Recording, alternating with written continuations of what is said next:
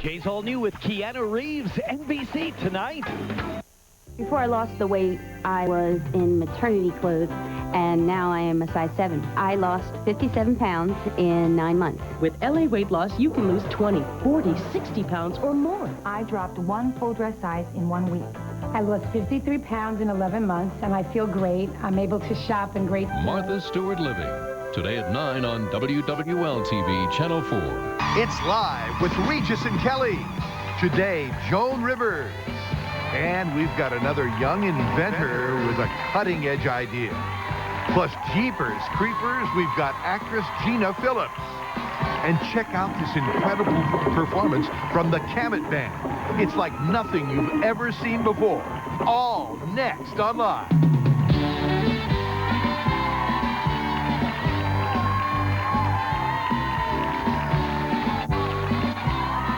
Now here are Regis Philbin and Kelly Ripa. Standing ovation back there. Hi, how you doing? Nice to see you. Yeah. Hi, everybody. It's Tuesday, September 11th, 2001. Our studio audience has been in there for at least the last 15, 20 minutes, and so you missed the big story of the day that's developing right now here in New York City. A plane has crashed into one of the twin towers of the World Trade Center. You can see it now on the screen right there. And don't know what the intent was, whether it was deliberate or accidental, but there is a fire going on there. Bits of debris are falling out of the sidewalks below. It happened at 8:48, about 12 minutes ago. And so it's developing and will continue to develop all through the day. And if you can see those bits of debris, they're large. If you can see it, it's large. Yeah. Because the World Trade Center is so immense, and you can clearly see things falling. A lot of speculation whether or not it was an accident or maybe a suicide bomber. Not out of the question these days. So there it is. They say it was a jet. Eyewitnesses are saying that it was a jet. Not a large commercial jet, but a small jet. But you can see it's a very clear day here in New York. We had thunderstorms last night, which kind of cleared out the area and actually turned into a beautiful early fall day. But there you go. This is the worst thing I think I've ever seen in my life. It's kind of an ill-fated building down there. They've been through a lot. A few years ago, they had that bomber going there with the truck. 8 floors. Major flames are coming out of the, the north side and also the east side of the building, yes. And it was very loud explosion. $300 in cash, 3 $100 bills. Absolutely incredible, the outpouring that's going on, and it's extremely spontaneous right here. We're going to get the bill in just a minute. Let me kind of walk around. A lot of activity, a lot of sirens going, cars rushing. We still haven't pinpointed as to what's causing all of that. But let me tell you that earlier today, well, just a few moments ago, we heard on your program this horrendous story about Tom Swift, and as you pointed out.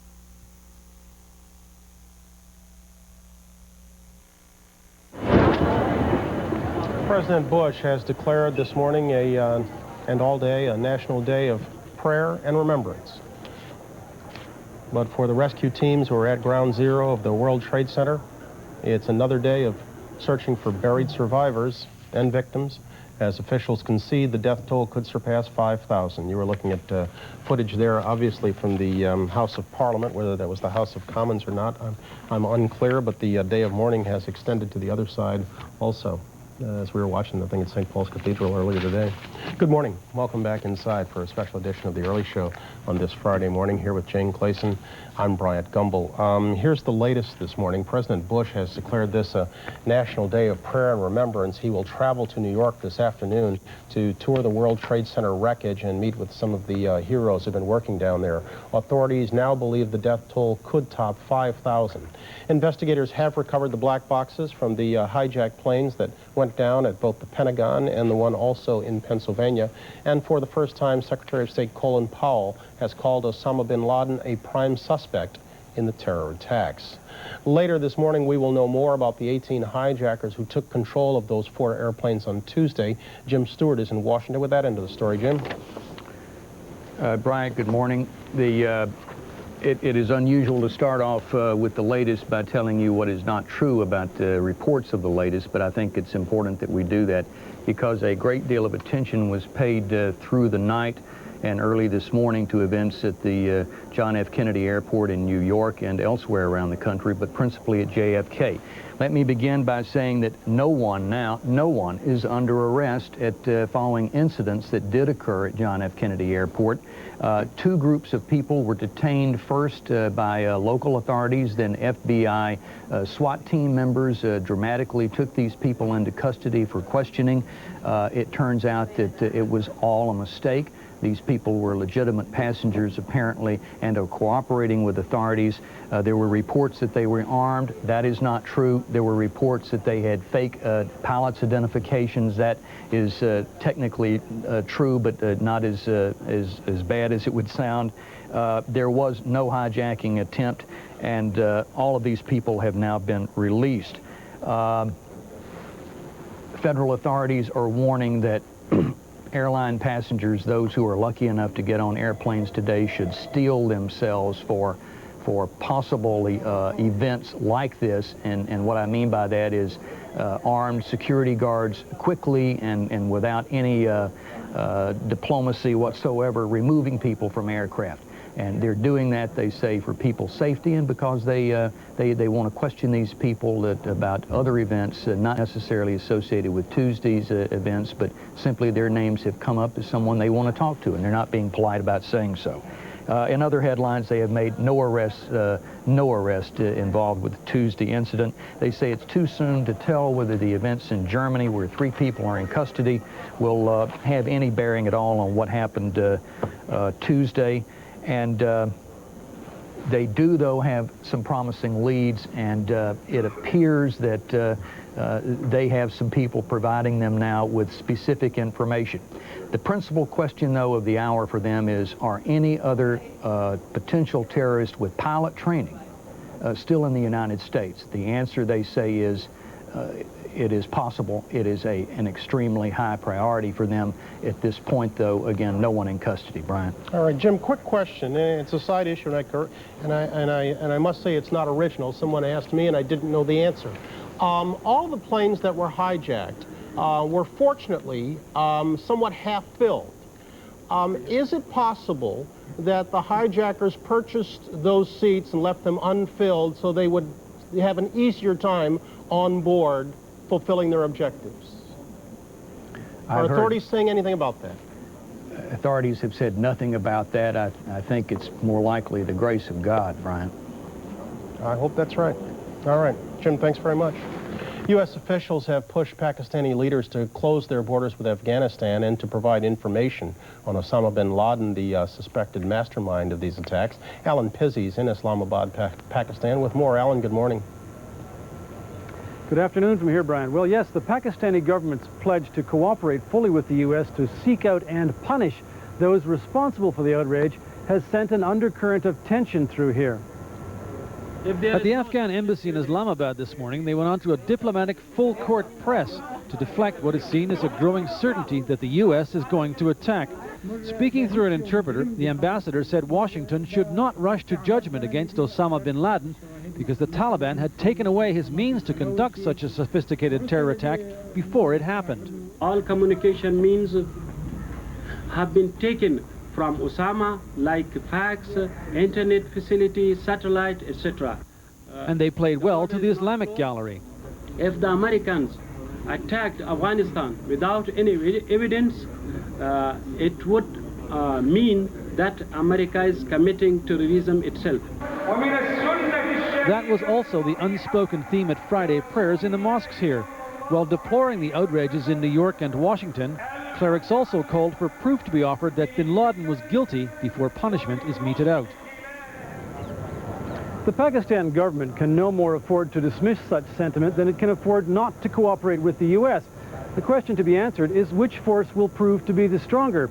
And the betting here is that the need to fight terrorism will win out. Bryant? All right. Alan Pizzi in Islamabad. Thanks very much. It's 9:06, Jane. Brian, flags are flying at half staff in many countries around the globe as world leaders and their people express sorrow and solidarity in the face of the tragedy here in the United States. Tom Fenton reports from London. Europe stood silent this morning. For 3 minutes, this busy continent contemplated America's loss and its own. Most European countries lost someone in the assault on the United States. Britain lost hundreds. Thousands came to St. Paul's Cathedral in London for a service of remembrance. Most had to stand outside. For the first time that anyone could recall, the Star-Spangled Banner was sung in England's National Cathedral. It was a moment of solidarity that no one who was present will ever forget. There were American diplomats and expatriates. The royal family was there. But most were ordinary British citizens who wanted to share America's grief and to show their solidarity. It was intended to be a service, not only of remembrance, but a great gathering of togetherness and inspiration. And that's what it was, as the stirring words of the Battle Hymn of the Republic echoed throughout the great cathedral. Britain and America have rarely been closer together. And if words were needed, there was this message in Parliament from Prime Minister Tony Blair to all Americans. They are our friends and allies. And we, the British, are a people that stand by their friends in times of need, tragedy, and trial. And we do so without hesitation. And that pretty well sums up the way people here feel this morning. In times like this, America is not without friends. Jane? All right, Tom Fenton in London, thank you. Pilots at the biggest American air base in Britain are ready for combat if called upon. Lakenheath Air Force Base in England has more than 40 F-15 fighters on high alert. Colonel Stephen Eady is the vice commander of the U.S. 3rd Air Force in Europe. Colonel Eady, good morning. Good morning, Jane. Can you on behalf of all the men and women of 3rd Air Force, first off, I'd like to welcome everyone, good morning, to RF Lakenheath, and also to pass on our condolences from all the men and women here to those who have lost in this great tragedy. Well, could you describe the mood first off, Colonel, the mood at Lakenheath Air Force Base, where you are? Sure can. As you can imagine, Jane, the events of Tuesday are a great shock. Obviously, numbers of our people in 3rd Air Force have lost family members, friends in the New York and the Washington, D.C. areas. So it is a tragedy beyond words at this time, and we all feel it. What is the state of readiness, Colonel, of the U.S. Air Force in Britain? Janet, I'm sure you can understand at this time we're not discussing operations here at Lakenheath, but I can tell you that the men and women here are focused and are ready for anything called upon. Is it true, I've heard NATO countries have opened their countries to allow American planes to fly off their bases, which would be tremendous help in the weeks and months to come. Isn't that correct? Well, as you know, we do have a number of bases here in the NATO alliance, and yes, we count among our friends all our NATO partners, our allies. And as you have seen across Europe, everyone is just out, cannot pass on enough condolences and support for all the Americans and for the United States. In the aftermath of these attacks, Secretary of State Colin Powell, Colonel, has pointed the finger directly at Osama bin Laden. And as you know, he is an enemy who President Bush says hides in the shadows. In fighting his brand of terrorism, from your perspective, how effective would airstrikes be?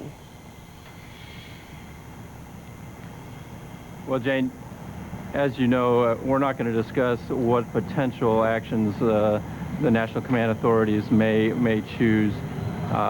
This act of barbarism right now, we are just focused on taking care of our people, making sure that Americans are safe here in Europe, and no matter what happens, we are going to be with our country and so are our allies.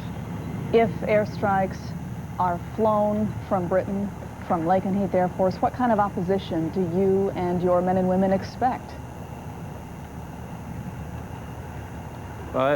Jane, again, as you can imagine, right now, and I'm sure the American people understand, we're not discussing operations of any kind right now. Well, let me ask you this, Colonel, then. As a military commander, I know you've received an outpouring of support from the people in Britain, from people all over the world. Has the support the unprecedented support of those people there and also of NATO. Has that encouraged the forces there on the base? That's exactly right. The support from our NATO allies, as you've seen this morning, we observed 3 minutes of remembrance at 11 o'clock in England, 12 o'clock noon in the rest of Europe. The European Union, as a body, all observed this 3 moments of silence. It was very stirring from here on the bases where we had remembrances to across these countries. We all are standing together in the face of this tragedy. And I can imagine it's especially difficult being so far away from home, especially for those men and women who've lost people in these attacks. You're right, Jane. This is a real hard time for our folks. There's a lot of sorrow, a lot of grief. There are memorial services planned throughout our communities and, truthfully, within our allies' communities through the coming days. And it will be great comfort to our men and women here who are serving, who have lost friends, lost loved ones, and also still have some among the missing and injured. Well, I know your men and women will be among those on the front lines, and in the weeks and months ahead, we'll be thinking of you. Colonel Stephen Eady, thank you. Thank you so much, Jane. 9/12, Bryant. All right, Jane, as details emerge about the terrorists and what they did, some Americans now realize that they've crossed paths with those terrorists. In some cases, may have unknowingly helped them. Bobby Harley reports. This is an attitude indicator. Flight instructor Henry George now knows he helped to train one, possibly even two, of the FBI's named terrorists in Tuesday's attack. Mohammed Atta and another man believed to be Marwan al-Shahehi wanted time at the controls of a jet simulator.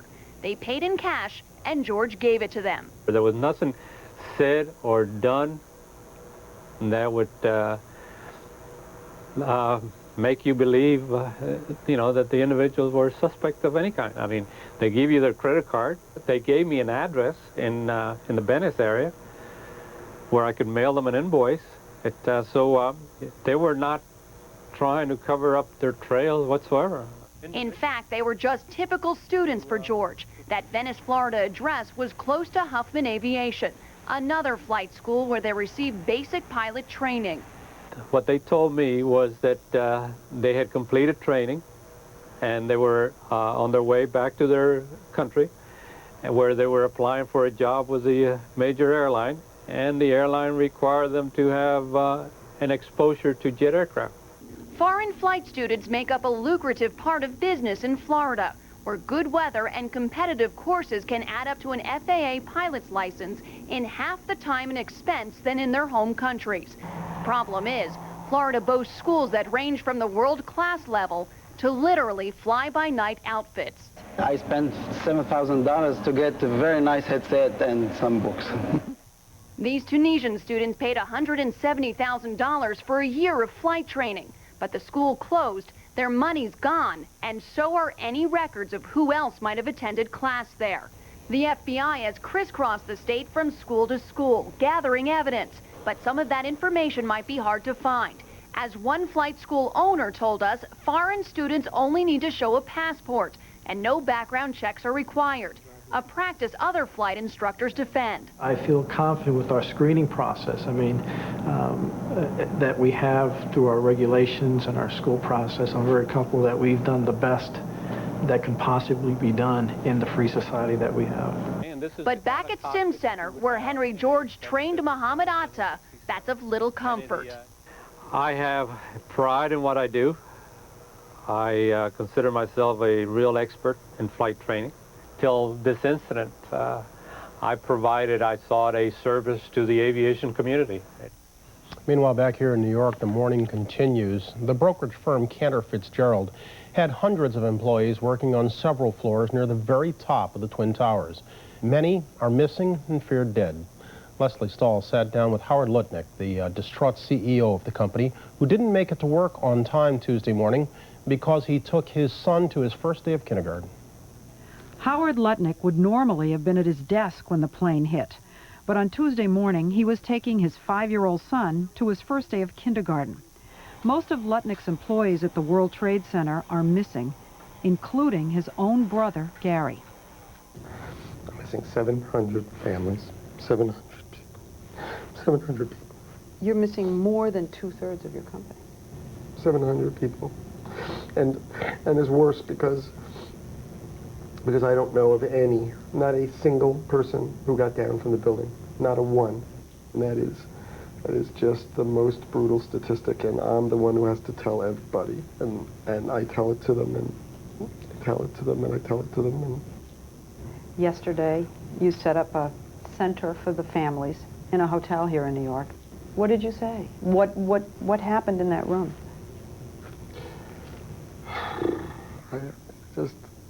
They're all looking for answers, and they look, you know, as if somehow I can know the answers for them. You're the company that when you ask, was anybody completely wiped out? You're the name. Cantor Fitzgerald. The company. What happens to the company now? We are our business is the bond exchange of the world. And you may have had the largest stake in American Treasury bonds. We're the market that all the banks and dealers and all the big names they go to buy and sell their bonds. And last year we did $50 trillion in business. So the bond market opened. How does it open without you? I got my people together. There are 275 people who survived in New York. We have 1,000 people in London. And we got them together, and I asked them what they wanted to do. That this is what the Treasury wanted to do, and this is what the Fed wanted, and the Treasury said it would be important for America to reopen. So you're opened. Your company is operating. At 7 a.m. this morning, I had 260 people. They never slept. I don't know why they did it. I don't know why. They voted that they wanted to open the market, and they stayed up all night. And they worked every second of every minute. So instead of worrying about the person to the left and the person to the right, at 7 a.m. New York time, they opened the bond markets of the world because they wanted to. Like so many other Wall Street firms forced out of their headquarters, Cantor Fitzgerald survivors are working in a temporary operations center. Theirs is in New Jersey. Is there any sense in your mind and their minds that this is a way to fight back? To say, you didn't cripple us, you didn't destroy us, you know, we're not going to let you succeed? I think there's a little of everything. I think everybody's different. I think some people want to don't let them get away with it. And some people said, I cannot be at home. I cannot be at home. Other people said, I can't think about it. You know, so I think it's everything. I think it's amazing human spirit. On Saturday, NASDAQ and the New York Stock Exchange will conduct a full-scale computer stress test. Only if the system works will the Monday opening go forward. Even if the markets do open down on Monday, as expected, the mere fact that they're open will be seen by many as a victory. The major firms of the world, the biggest banks and dealers, they all have issues. The downtown Manhattan is not a place where people are going, and it's not business as usual. The big banks, they all have issues. They're in the disaster sites. So I think Bank of New York lost its main site and its disaster site, so it's in number 3. So, I mean, these are not the kind of business conditions where people are going to go out and try to do a lot of business. What they're there to do is to show that the American financial system is bigger than anything than anybody else can dish at it, and that the collective group of all the banks and dealers and firms like ours of the world can pull together, and they will make it work. Susan Galkin's younger brother, Andrew, was working at the brokerage firm of Cantor Fitzgerald on the 105th floor of the World Trade Center when the terror struck. Ms. Galkin, good morning. I can only imagine what the last 3 days have been like for you. Can you put it into words? No, I mean, it's hell. I guess it's the only thing I can say, but... And hectic, because you go from place to place to place to place to try and find the person that you're looking for. Well, what is the process of that? Because so many people do it in different ways. Some people work phone lines, set up phone trees. Well, we did everything. Other people, you know, go around neighborhoods looking We did in everything. hospitals. We did. We had caravans. We went out to New Jersey, and we apparently had a phone call from some woman who, after she saw my brother's picture on Fox, that she said she was an emergency worker who was certain she saw him at a triage center at Exchange Place. So we went out there. She called you? She called us. but we don't have her name and number. So if she's watching and she could call back, that would be great. And the number she's supposed to call is 460-0488, which I think you probably have somewhere. So then from there we went out to New Jersey in a caravan, and between me and friends of my brothers and friends of mine covered pretty much every hospital in New Jersey, but there's nothing. I've seen pictures of missing signs and posters everywhere like this that are just plastered all everywhere. over Lower Manhattan, all over the city, really. Is that effective? Are people getting reaction or getting the response? Are they getting phone calls? I mean, you said you heard from one woman. We got a phone call. I honestly don't know what other people are getting. Some person yesterday said she did find her son, unfortunately not alive, but she found something, which to some people that's helpful. But I think it's just, he'll do anything. There's nobody. Are you prepared for the possibility that you might never know? I mean, it looks that I may never know anything. I may never see him again. Yes, I'm fully prepared for that possibility. I mean, with each day that becomes more and more the reality. When's the last time that you saw Andrew? Sunday night. And what we had a family dinner. And what were your conversations like? Normal, Yeah. Same conversations. And when you heard that something had happened at the World Trade Center? I heard, well, someone had spoken to Andrew at about 9 o'clock right after the crash, so we knew when it happened that he was still alive. So he called someone? Or someone called him. We'd been trying frantically to call him. His best friend got through to him on his cell phone. He said that that they were originally told to go under their desk, which in hindsight wasn't so good. But that then after that they were told to evacuate. So they were all leaving and going to evacuate.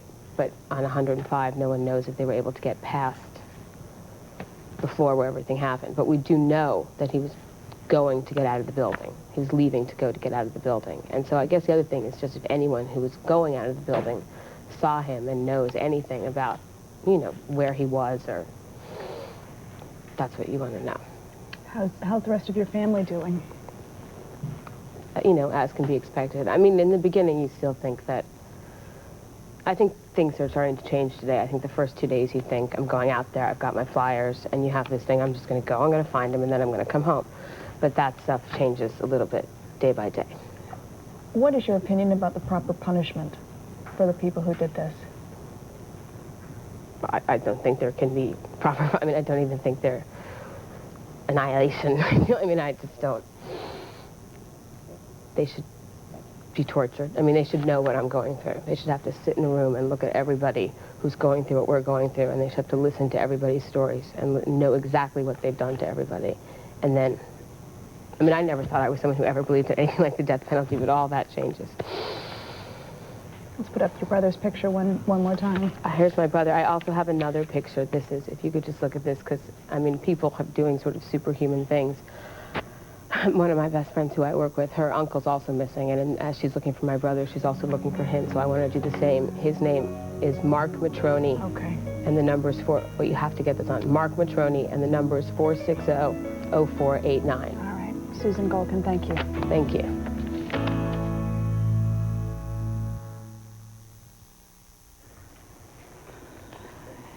Can you stay for just a moment? Sure. Would that be all right? Mm-hmm. What is the name that you were referring to on top here? This person? Yes. Tell me more about this. It's Mark Matroni. He works for a company called Car Futures on the 92nd floor. They were in a meeting. Somebody else had called Fox and said that all these people were seen in the stairwell at some point, and then no one's heard from anybody since. Apparently one person from the stairwell, his last name is Elkin, was found, and it's really all I know about this. How effective, how widespread is this effort, would you say, Susan? To find him? Well, to get the information out generally. Do you have contact with the other families? You have contact everywhere, and it's the most unbelievable thing is because you see people out there looking for their own families, and then they say, well, let me take your flyer. And they go on everything, and they say, I'm looking for him, but I'm also looking for Andrew Gold. I've heard my brother's name come out of people's mouths on television that I have never met before in my entire life. And I'm getting, phone calls and emails from people saying, saw your brother's name, we've posted him on this website, saw your this, saw your that.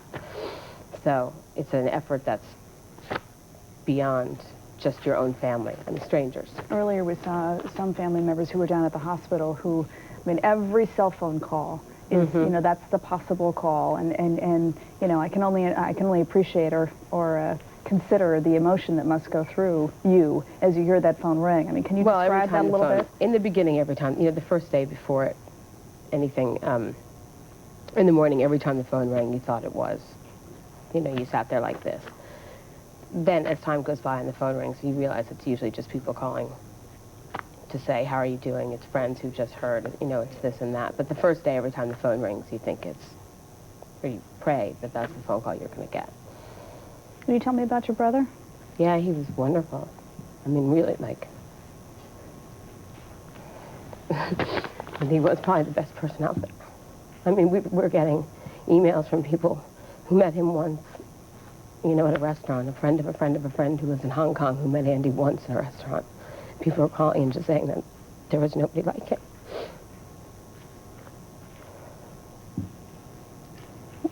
What's the message that you want people to know about what has happened here in this city? I mean, people watch across the country, and the horror of it all, you know, is almost incomprehensible. It's almost hard to take in. It is. It is incomprehensible, and it is, you know, it's amazing what people here are doing for other people. You know, it's hard to be able to look at that and say, well, if any good, it's hard to say that any good is going to come of this because I don't have that good thing right now. But if it does, it is that people should know that it doesn't, that people are amazing. You find people that will do things for you that don't even know who you are. It has brought the city together in some ways, hasn't it? It has. Are you sleeping? Are you eating? Are you? No. No. Not much, but. Well, I hope it turns out well, and I appreciate you coming, and I Thank hope that putting and that if picture that woman who called knows of anything, she's supposed to call that 460-0488. She called Wednesday night at about 6:15, 7 o'clock, and she should call back. And she said she was an emergency volunteer worker. All right, Susan, thanks so much. Thank you. 9:28, Brian. All right, Jane, just a couple of quick things. We have a number of emails that viewers have sent us from time to time. Everybody is anxious to get in a word and to help as much as they can. Because we haven't gotten to your emails, please don't think we don't appreciate them. Actually, some of them have generated some decent questions for us. Others have told us things we didn't know, and still others have raised issues of discussion that we've included on the broadcast. So if you have sent us an email, first of all, we are grateful for it. Secondly, don't stop sending them just because we haven't had a chance to turn our attention to them. Obviously, at this time, we don't have an opportunity to answer as many as you'd like, but at some point, maybe we will be able to get to them all. It's coming up on 9:30 on this Friday morning. We're going to continue on this Day of Remembrance in the wake of attack on America. We'll get to it right after this.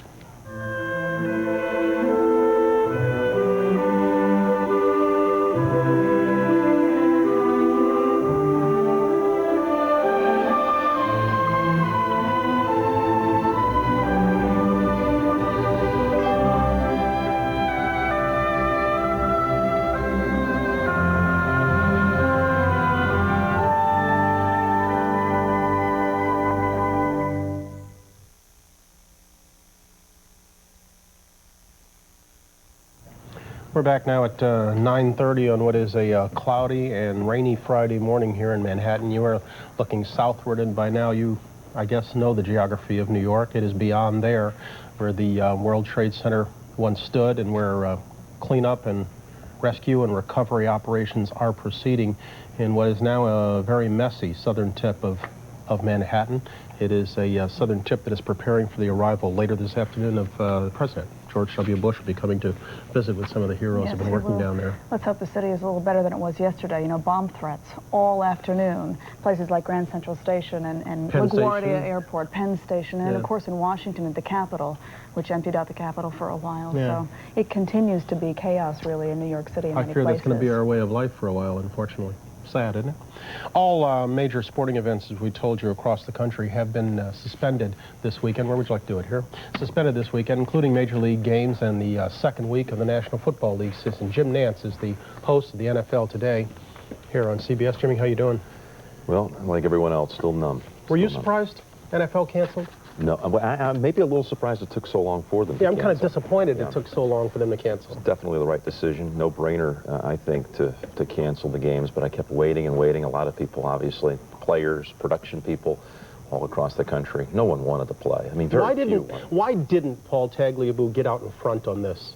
Why did it take owners and players basically saying, the Jets said, hey, you know what, you can schedule it, we're not showing up? You'd be surprised, though, that for those who are removed from the New York area, the Washington area, you get some teams out in the West Coast, they were ready to play. And when they went around and voted with the player reps from all the teams, it was not a majority. They'll tell you it was a majority, 31-0, but it wasn't.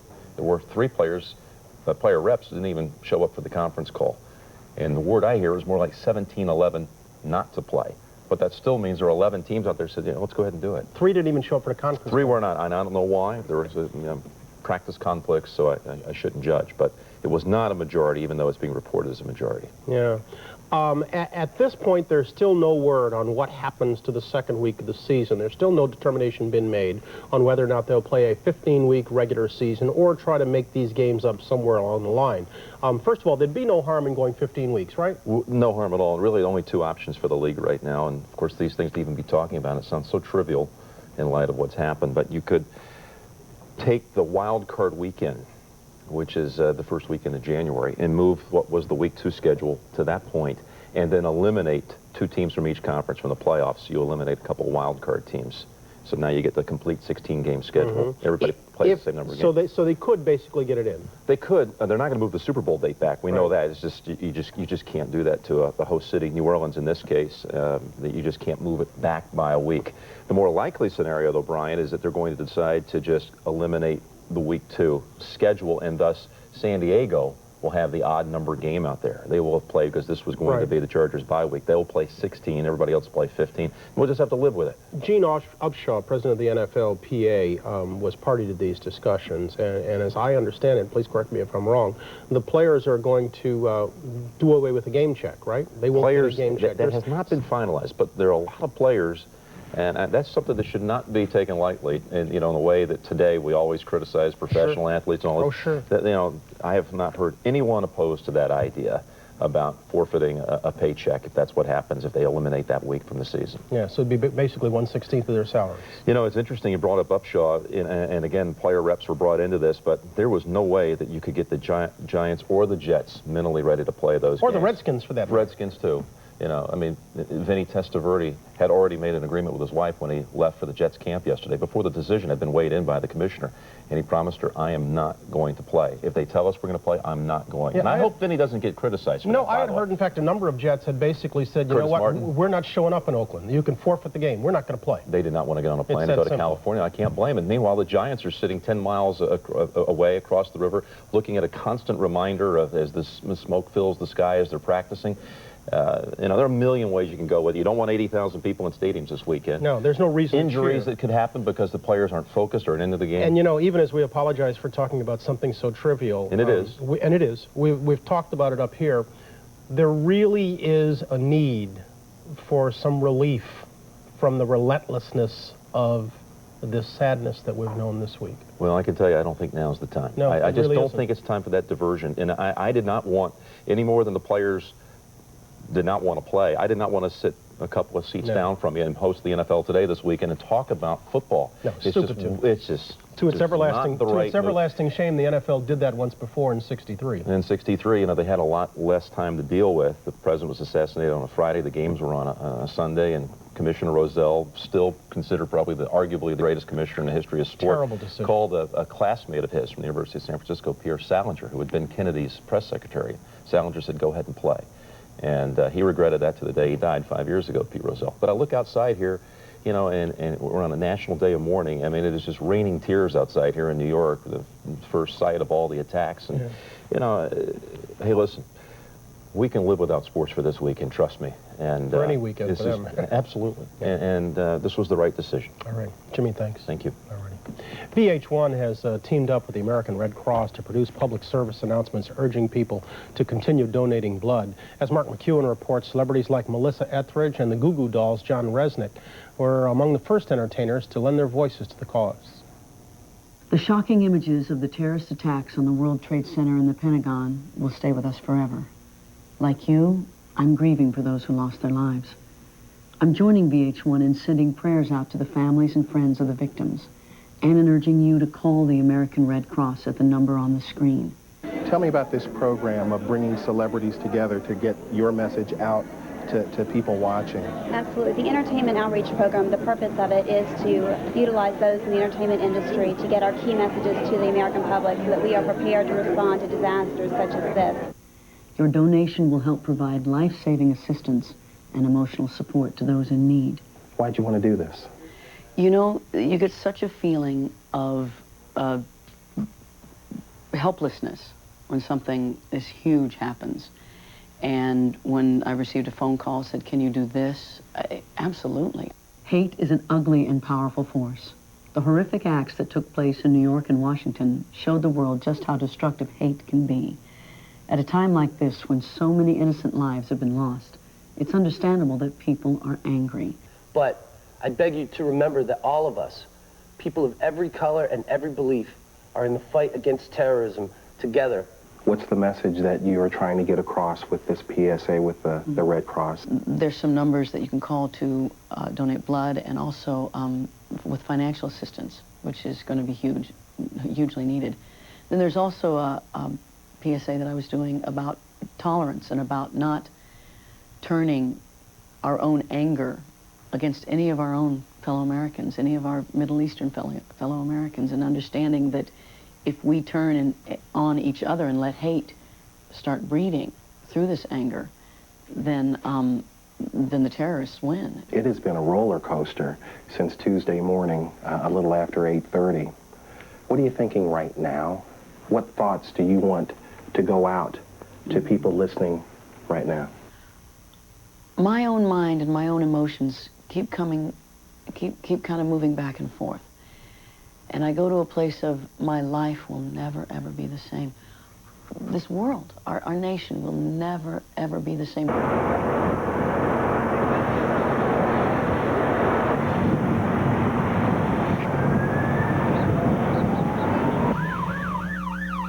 Well, I see people behind us giving blood. When you have a celebrity sitting down, recording that PSA, in a perfect world, what do you want them to be able to do for you? We want them to be able to communicate our messages effectively, to call 1-800-GIVE-LIFE. Say it again, Julie. 1-800-GIVE-LIFE. All right. If the lines are busy, continue to call. If it takes days, weeks, months, we need you. For The Early Show, Mark McEwen, CBS News, Los Angeles. Melissa Etheridge says she'll be performing as scheduled this weekend because she believes it'll give some of her fans a much-needed break from events of this week. 9:39, Jane. Bryant, on Thursday, Americans returned to the skies for the first time since Tuesday's attack. But at most major airports, it was slow going as tough new security measures take effect. Our national correspondent, Hattie Kaufman, is in Los Angeles at the airport there. Hattie, good morning. Good morning, Jane. In addition to those nationwide security measures like no curbside checking and only passengers allowed at the gate, there are also measures that are specific to each airport. Now, here at LAX, people showed up sometimes 5 hours before their flight. Some of them finding out that you can't check in your bags that early. There are long lines here already. Also, in addition, here at LAX, there is no dropping off of passengers. And even if you bring your own car to the airport, you cannot park your car in the nearby parking lot, which means for a lot of passengers, there's a long journey before they ever get close to an airplane. Let's start walking this way, people, with your luggage. Passengers were herded into lines. We need a 300-yard perimeter. We need you to move back. And all this long before they got anywhere near the airport. We just want to get home. Since passengers can no longer drive onto airport property, they boarded shuttle buses. Any one of those buses, get on there.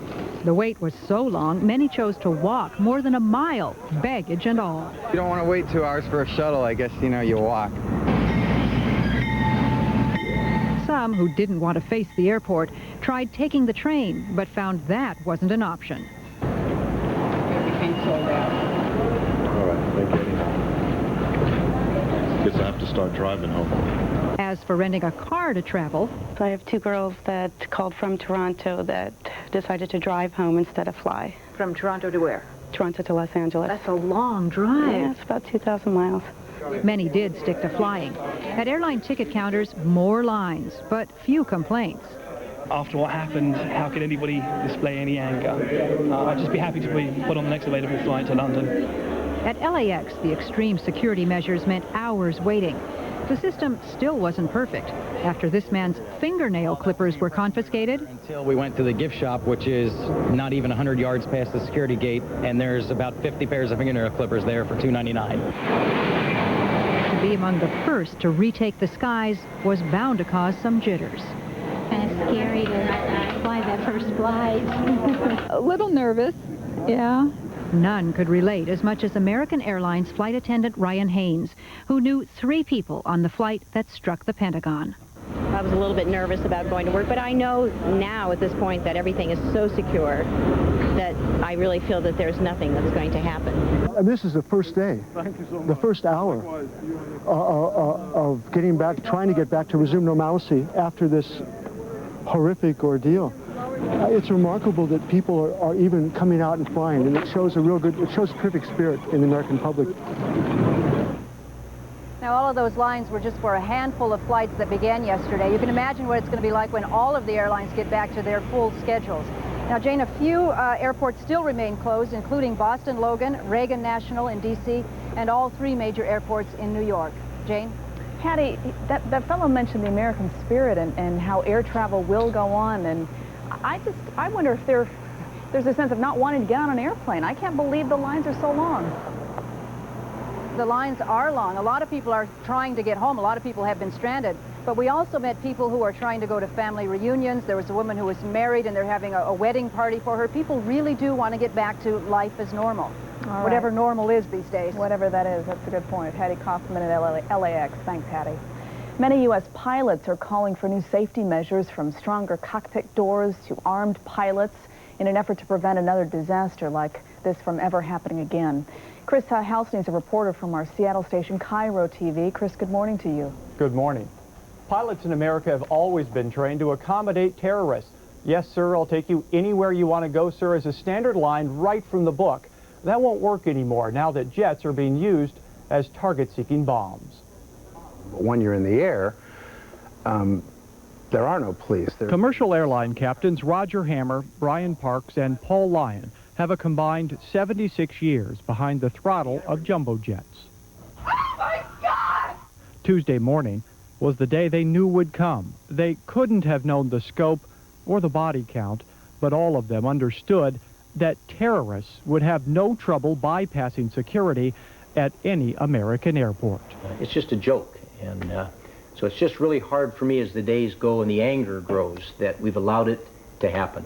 How easy is it for someone to get into the cockpit? All they have to do is grab a flight attendant, get into the cockpit, and once they're in the cockpit, the airplane is theirs. The answer to improved safety starts with replacing flimsy cockpit doors with bulletproof, unbreakable ones.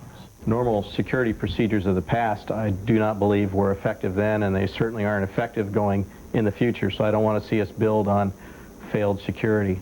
But former Navy officer and nuclear materials pilot Roger Hammer has a bolder idea, one very popular among commercial pilots. He says it's time to arm those aboard. I'm licensed to carry a weapon in Seattle, concealed, to protect my family and myself, but I'm not allowed to protect my passengers on an airplane with any form of offensive weapon. These pilots agree that a gun would have given pilots like hijacked American Airlines captain Charles Burlingame a fighting chance. They should be heroes. There's not one of them that would or did give up that seat to use that airplane as a weapon voluntarily. There's a lot of attention to the firefighters that were lost, the police in New York, and I would guess that some of our pilots were the first to die. Pilots also say they need different training in how to deal with terrorists. All of the men you just saw work for major commercial airlines, and when I asked them the extent of their training, they said it consists of annually watching a videotape, the same one, unchanged, for the past 15 years.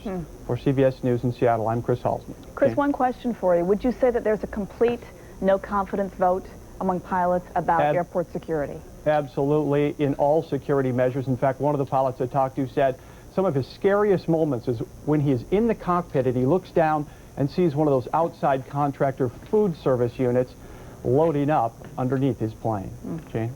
Chris Halsney from our station Cairo TV in Seattle. Chris, thanks. Despite the rain, the search goes on amid the World Trade Center rubble. Mika Brzezinski spoke with one person who spent the night working in the driving rain. You guys have seen a lot out there. How do you describe it? It's almost impossible to describe. As we were talking before, none of us have ever seen anything like this in our lives. The pile of destruction out there is just unbelievable. It's just a pile of steel girders, rebar, and crushed up concrete. Has Hogan, here with the Suffolk County Police K-9 unit, has he been helpful in recovering anything, anybody? Yeah, all the dogs have been very helpful. There's a lot of K-9 units here.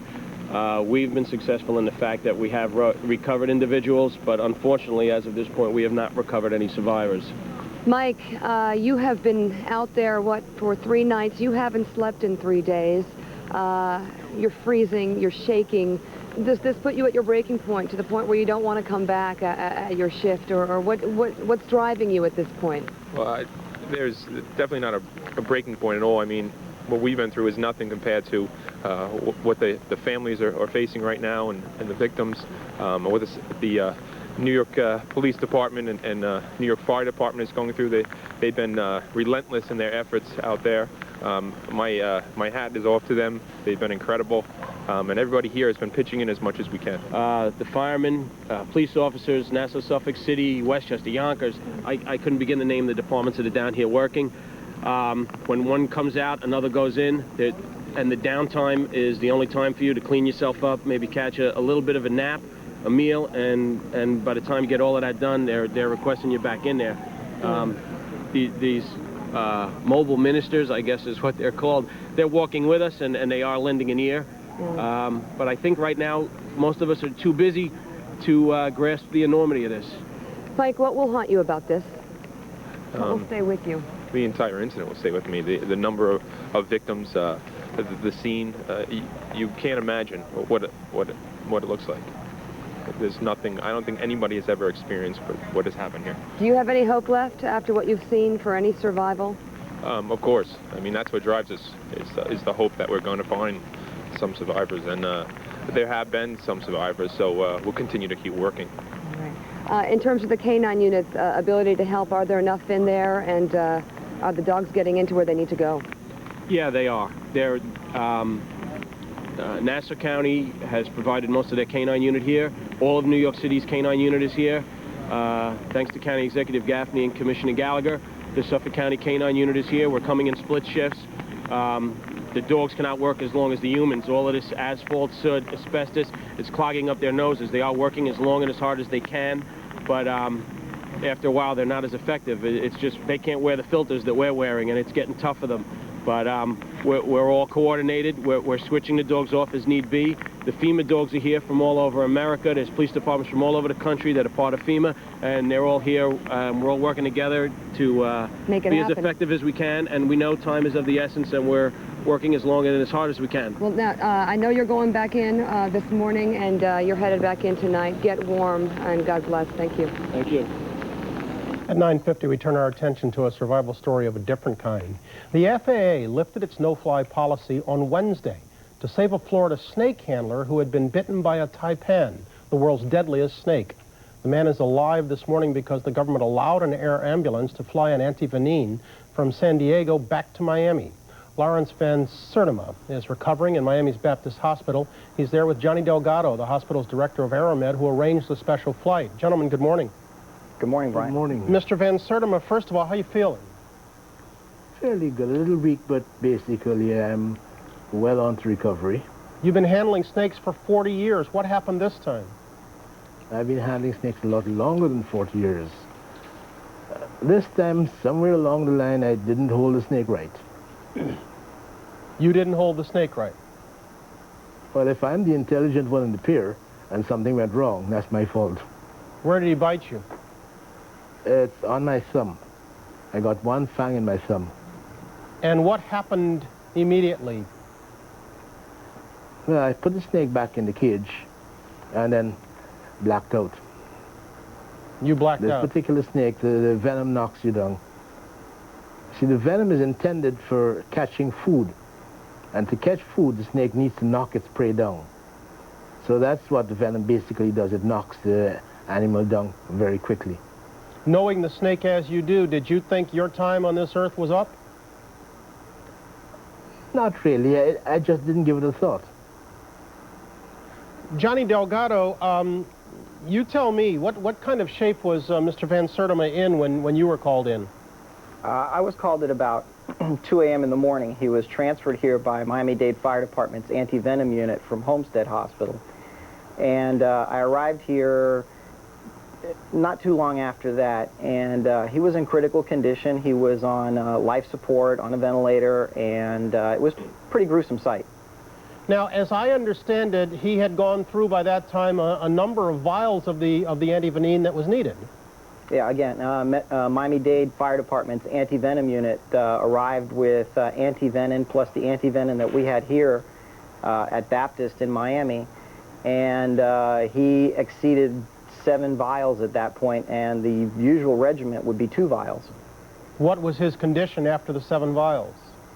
He was beginning to stabilize. His lab work, through the great effort of the critical care staff, was starting to stabilize, but we were concerned that it wasn't enough and that the symptoms would return and that he would again begin to go into an unstable state. Okay, so nothing was allowed to fly. How did you manage to get some up in the air and flown to you?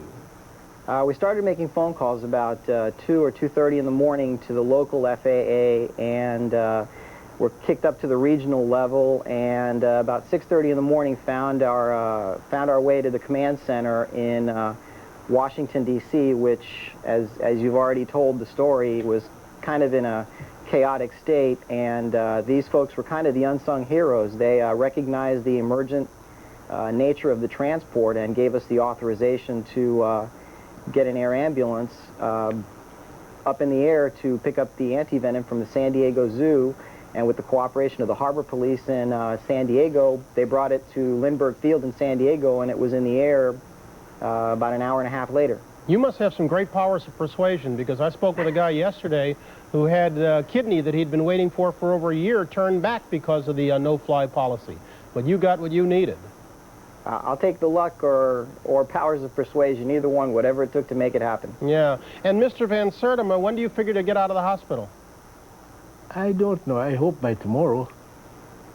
And I hate hanging around hospitals. Yeah, and I heard you actually wrote a note asking that the snake not be destroyed, huh?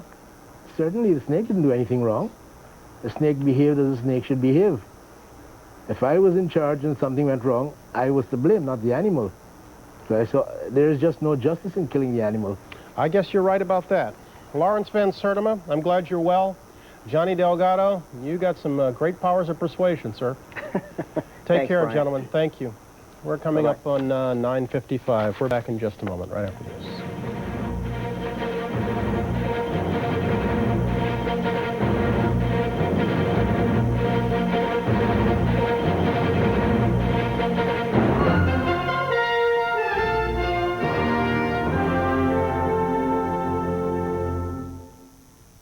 That's a lucky guy. I guess the guy's right. The snake didn't do anything wrong.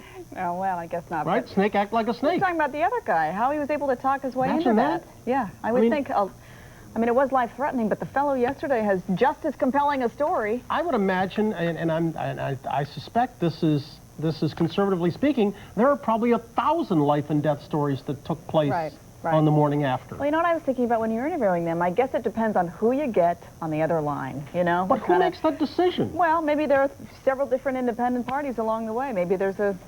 Who knows? I don't know. I gotta believe that goes all the way up to the big guy. I mean, somebody's got to make the call on that. I mean, you could just see somebody going, hey, I thought I told you no fly. No means no. Was it a shorter trip for this fellow? San Diego to Miami. San Diego to Miami. And yesterday was? Somewhere in the northeast to Oklahoma City. Oklahoma City? Yeah.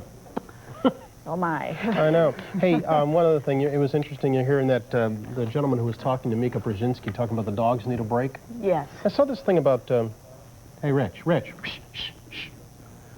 Saw this thing about dog and how they work down there. They said that actually the rain could help Yeah, I saw that. the dogs. I saw that. That the scent of any survivors would stay closer to the ground because of the water, and the dogs would be able to smell them. And they said that there are about 50 dogs and their handlers looking for survivors. When the dogs get tired, they're actually taken to veterinarians who clean them, treat the dogs, and rehydrate them by hooking them up to IVs. Because it's unlikely the dog would show the same symptoms. Right. I mean, I guess they would just keep going and going and Until going. they drop. Until they literally drop. So what a sight that must be, that there Right. are down there, at any given time, you would have to believe if they're in relief sections, 2 or 3 dozen dogs who are lined up and hooked up to IVs. I thought it was interesting, the fellow whom I spoke with yesterday, who had a rescue dog, who was here from out of town. I remember the guy from... He was he from Sacramento? I think he was from California someplace. Anyway, he said his dog actually... Sir Damn Dog or something like that? Sir Damn Dog. His dog actually changes moods when he finds alive, you know, if he finds a cadaver, he acts one way. If he finds a live human being, he acts another way. He actually changes, his mood actually changes. And he can tell, his owner can tell, his trainer can tell what he's found by how he behaves. Wow. Isn't that something? I wonder how the training for dogs like that goes. I mean, we're very accustomed to seeing the training for seeing eye dogs all the time, and even to a certain extent for the dogs who sniff for drugs. But I've never seen the ones that sniff in these kind of situations and how they manage to train them. They're obviously specialized animals and do a heck of a job. Well, it's precarious for the rescue workers, but it's also precarious for the dogs. I mean, it's precarious for everyone there, you know? Well, yeah, part of that was they said they bring them in and treat them for cuts because they're going along, and obviously there's a whole bunch of jagged edges. We're talking about 5 stories of debris, and these dogs are making their way around it, and they're getting cut considerably. They don't have boots on, no, that's right. No, and they don't have on hard hats either. Right. You know, there are a couple of interesting things that I was going to bring up I saw last night as I was making the rounds. The needs of rescuers, you talked about how they needed socks. There were other things now with the rain falling. They needed ponchos and that sort of thing. And it was interesting to note that some of the federal emergency workers, FEMA workers, that sort of thing, they were all taken care of. They had all the equipment that they needed, as this report goes. It was the state workers who needed the gear. It was the state workers who needed the extra, smaller budgets. Exactly right. And also they've been on the scene longer. Exactly right. So they were putting out a plea to New Yorkers to bring those kinds of things in. And also the other thing I thought was so interesting was the story I saw on the collapsing of the buildings. We talked with those engineers yesterday about how those buildings, actually collapsed and pancaked on each other, and the pulverization of the steel, of the metal, and how it just, in thin air, just dissipated. The heat, the force, and everything. What they showed were those shots in comparison with all the paper that's everywhere. How all that paper could survive the heat, the fire, it's interesting, and all of that, and yet a building has been destroyed and pulverized, and the smoke and the debris, that's so fine, and yet full sheets of paper, untouched. But I suspect a lot of that paper was a result of the initial explosion that was forced out of some windows on the other side. The point of this story is how remarkable it is that you see all this paper, tons and tons and tons of paper. Probably some of it in the middle of all of it. Probably some of it miles away, miles north of that. Probably. 59 past the hour. We're back in just a moment.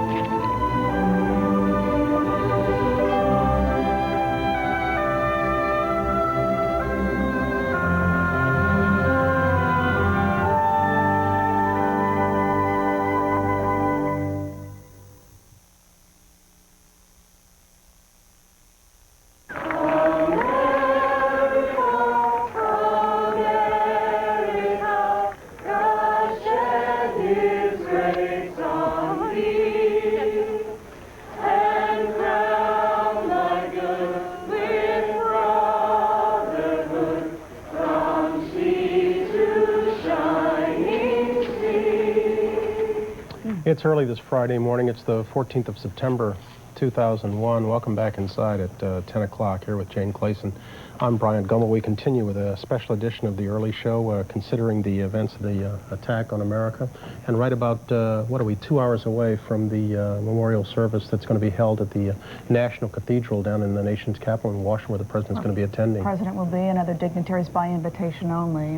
That service that we just saw, other services really around the world today as people stop and remember and pay tribute to those who have died and say prayers for those who are still suffering in this country. That's one of many impromptus we've seen. There was a remarkable service earlier today in St. Paul's Cathedral in Great Britain, attended by the Queen and by Prime Minister Tony Blair, standing in union with those killed here. Moment of silence internationally today for what has happened.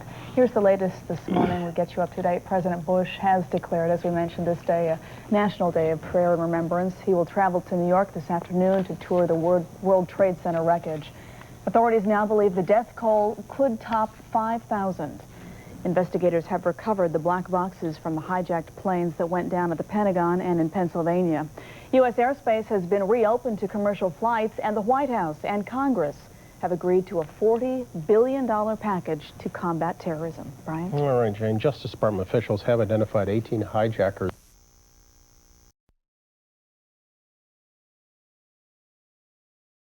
in a cathedral, and also the ecumenicism of it, the fact that there was a Muslim imam and a rabbi, and of course the cardinal, and it is an Episcopal church, although it is the national cathedral, so it is a house of prayer for all religions.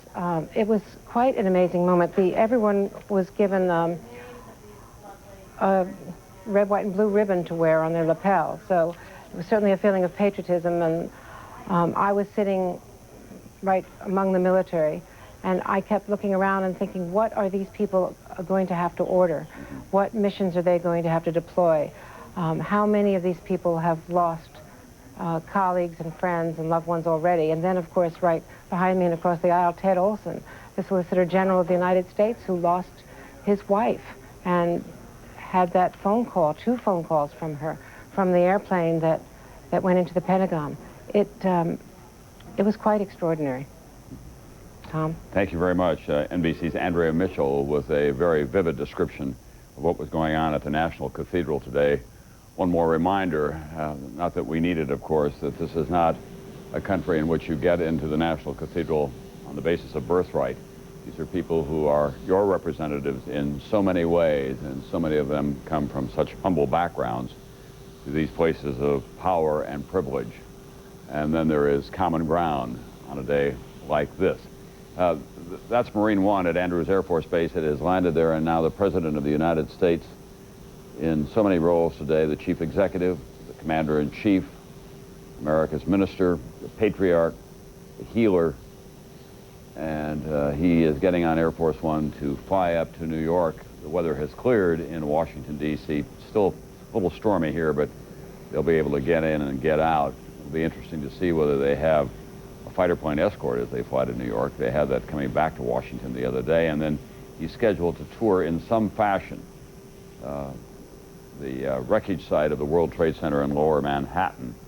My guess is that he's going to want to be on the ground. There was some speculation earlier that they may not be able to put him on the ground there, but my guess is that he'll want to be on the ground. He's already gone to the Pentagon, and he has shaken the hands of the rescue workers there and thanked them for their efforts. He was plainly emotionally moved when he talked to the press yesterday about the loss of life, especially for those men who had families and children that they're leaving behind. And then he used that memorable phrase, "I'm a loving guy, but I know that I have a job to do here." And the President will be coming up to New York to thank Mayor Giuliani and Governor Pataki, who have been the chief executives, if you will, of the job of trying to rebuild New York City and recover those people that they can recover, and then to deal with the loss that is so deep and has such magnitude that we're still incapable of putting it into words. Let's go now to General Norman Schwarzkopf, who has been with us throughout all of this. General, the reservists are being called up. That's so you don't put strain on the additional forces that are in uniform already, I gather. Yeah, but it's more than that, Tom. It's really, really significant and important. If you remember, during Vietnam War, we didn't call up the reserves and the National Guard, and before long it became a war that was viewed as being one fought by the professional military and draftees, and we lost the support of the American people. During Desert Storm, we activated the reserve and the National Guard, and all of a sudden it wasn't a war being fought just by the professional military. It was a war being fought by citizens, soldiers, sailors, airmen, and Marines from all over the country, and their families stood behind them and supported them, and as a result, the entire American people supported us. That is so, so important when our troops are committed. Whenever it happens, it is so important that they know they have the support of all of the American people. And it's symbolic when you commit the Reserve and the National Guard that you know their families are going to support you and the people in their towns are going to support you, and it just starts to coalesce the support of the American people. That is one of the enduring lessons of the Vietnam experience in so many ways, but it also sends a signal to the rest of the world that the United States is not just rhetorically serious, but is now militarily serious as well with this first step. Absolutely, and it's so important. General, a lot of people are saying, well, when's this all going to happen? I mean, are we going to strike back on Monday or Tuesday of next week? I think it's important that we prepare the American people for what is going to be a long process, a ramp-up, if you will. Well, I'm sure you remember that in Desert Storm we had a campaign plan, and a campaign plan means just exactly that. There's a series of plans, one of which leads to another, which leads to another, which ultimately leads to the final campaign and victory. And you can't rush those things. You have to be sure that you've got all your ducks in a row lined up and each step of the way, because if you fail any way along the way, then it's going to delay greatly what you ultimately hope to accomplish. So I wouldn't look for anything quickly or immediately. I may be completely wrong. Maybe there's something planned immediately. But I think that the messages that President Bush have been sending is the fact that this is a long-term affair, but ultimately, in the end, we will prevail. Would you anticipate that there will be military units from other nations that will become part of this force? That was important to you symbolically as well during Operation Desert Storm. Certainly the United States led, but we did have crack units from Great Britain, for example. Egypt had units in there. There were even Saudi units in there. Yeah, I don't think there's any question about the fact that we're going to have soldiers, military people participating from other countries. I couldn't say which ones yet. I think undoubtedly Great Britain United Kingdom will provide forces, and I'm sure there will be others. It's interesting. I think we're going to get support too. It almost symbolically, while the service was going on at the National Cathedral, I received a phone call from Sheikh Mohammed bin Zayed, the son of the president of the UAE, offering condolences, but at the same time, great regret. He said that one member of the hijackers had been found to be a member of the UAE. But finally he said, we want you to know that we are going to support you. We are going to give you the same support we gave to you in the war against Saddam Hussein. And he emphasized to me, this isn't just a message from me, it's a message from my father, who is the president. This is the kind of support I think we're going to see from all over the world. All right, thank you very much, General Norman Schwarzkopf. The UAE, by the way, is the United Arab Emirates, and of course they were critical during Operation Desert Storm. Let's go to NBC's Rahima Ellis now, who is in Lower Manhattan, as she has been since early Tuesday morning. And the rain continues to come down here. It could be, from a weather point of view, a pretty unpleasant experience for President Bush, but of course it's vitally important, Rahima, for those people who are giving up so much of their lives trying to recover anyone who may be alive in that rubble. There's no question, Tom. In fact, you know, the search for the missing is going on in two places, one in that Ground Zero area, and here at 26th and Lexington on the east side. We're at the Armory, which has been called the Grief Center. But as the rain has slowed down the search for people right in the center of the rubble, it also seems to be slowing down the search here. A distinctly different picture today than we had yesterday. There were crowds of people everywhere trying to desperately, I suspect, get out whatever information they could, hoping for the slightest little hope that someone who might be watching television would know something about their loved one who is missing. Today, unlike yesterday when the lines of people were wrapped around the Armory, there is no line. We can't say for sure if indeed it is the rain, but we were told yesterday that they had about 1,000 workers inside this Armory, and they were able to take detailed information from some 2,500 people who had been waiting here. When I left here about 1 o'clock this morning, there was no line. Everyone who wanted to be helped felt like they had been able to have that need met. The information, again, was very detailed, wanting to know everything from shoe size to ring size to the size of a woman's dress and a man's pants, even something as particular if a man had been circumcised and if a person were wearing boots, they wanted to know if there was some sort of a design on the boots. Extremely detailed information. You can understand if someone is in the hospital and they can't speak, or unfortunately, as the reality of this, the grim reality is they're finding lots of body parts, and so they're going to have to identify those. They've had experts from the medical examiner's office and the police department inside, forensic experts who are taking that information. I should tell you also, while the president is expected to come down to the ground zero area, there is some expectation that he might come here as well. Before dawn this morning, there were dozens of what we believe to be Secret Service men who went inside the armory. In addition, you can't imagine that there might have been more police officers out here than yesterday, but it does appear there are more police officers.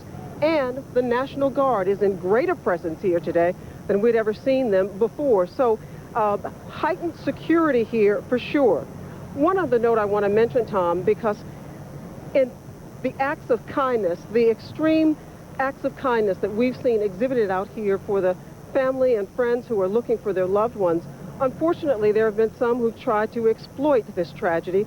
Mayor Giuliani said today that there have been some telephone scams for solicitations for donations. And he has said if anybody gets a telephone call from someone saying that they are soliciting money for the families of the victims of this tragedy, what you should do is basically hang up, because he said he knows of no authorized solicitations going out that way over the telephone. So that's a sad note, but again, something that we all have to be very careful about at a time like this. There are many, many more instances where people have been extremely kind. All day yesterday, we had volunteers who were out here helping the people who were standing in line for a long time, and it was very hot out here. They were passing out water and food, everything that you could possibly imagine. One other thing I want to mention about those being helped, they also had grief counselors, mental health counselors for any family member and any friend who might need some assistance, and a lot of people do, to help them get through this tragedy. Tom?